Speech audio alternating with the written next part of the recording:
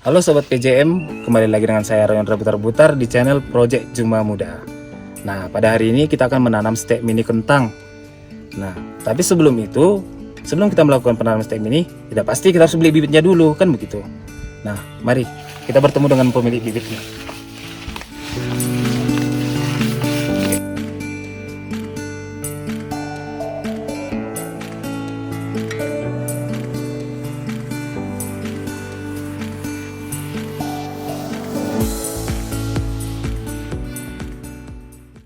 Jadi Sobat PJM semuanya, inilah dia bibit stek mini kentang yang akan kita beli dari Abang Frans Lingga. Saya Frans Lingga, salah satu penangkar kentang di Simalungun dan di wilayah Seribu Dolok khususnya.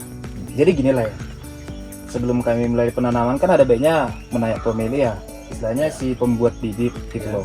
Bagaimana penanganannya, atau berapa lama bibit ini untuk menjadi stek mini seperti ini. Ini stek mini diperoleh dari penyetekan yang diperoleh dari planlet.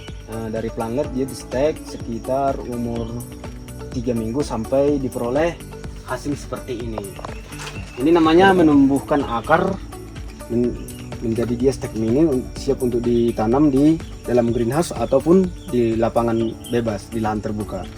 Dengan umur 3 minggu steknya sudah bisa dipindahkan ke lahan terbuka. Untuk penanganan awal sebenarnya sama seperti kentang biasa. Dia butuh namanya kompos, kebutuhan pupuk, tapi yang paling dia butuhkan di awal adalah kebutuhan air utamanya supaya menumbuhkannya. Sebenarnya prospek dari penanaman stek mini di lapangan ini pada umumnya untuk memperoleh benih lebih cepat, benih berkualitas dengan kelas, sebenarnya dia di kelas G2 tapi dengan kualitas yang lebih unggul. Dan kita usahakan lahannya yang bagus dan terhindar dari hama tular penyakit tanah supaya benih kedepannya lebih bagus. Dan ini salah satu percepatan memperoleh benih G2 dengan cara yang paling cepat.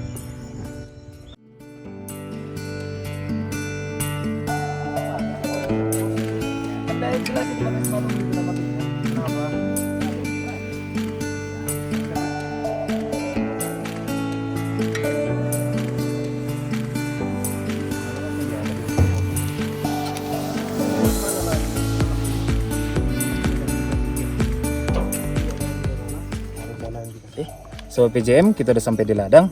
Jadi bibit yang aku beli tadi itu sebenarnya itu untuk memperbanyak bibit lagi, tidak mencari produksi, tapi untuk memperbanyak bibit saya untuk menanam selanjutnya.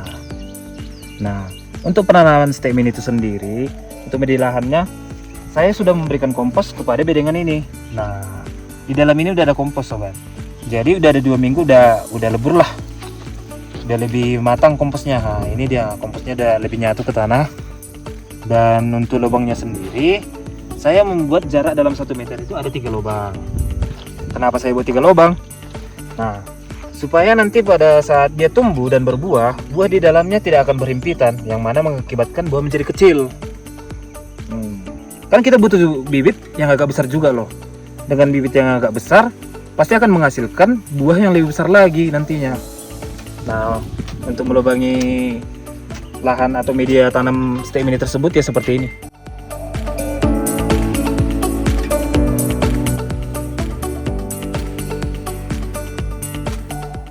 Ya Sobat PJM, karena memang kondisi tanah kita kering, terpaksa kita harus melakukan penyiraman ya.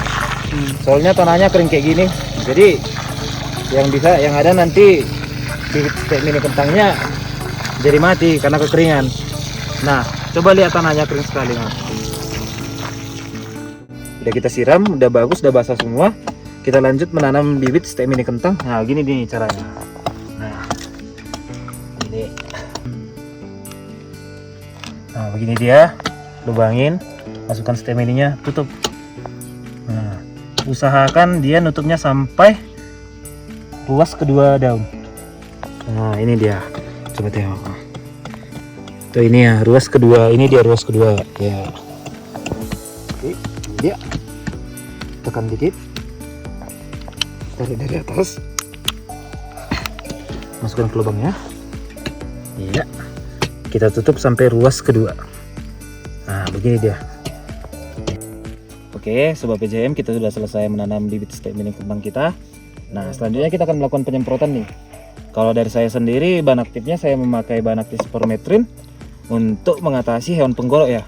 Yang kedua, saya memakai Mancozeb untuk mencegah adanya busuk daun, yang mana nanti ada daunnya coklat-coklat kehitaman. Nah, kemudian saya juga memakai berbahan aktif Imidak Chlorophyt untuk mencegah datangnya wereng. Dan yang terakhir, saya juga memakai JPT untuk langsung merangsang pertumbuhan dari stek mini itu sendiri. Nah, saya rasa cukup untuk penjelasan obatnya. Mari kita lihat bagaimana penyemprotannya.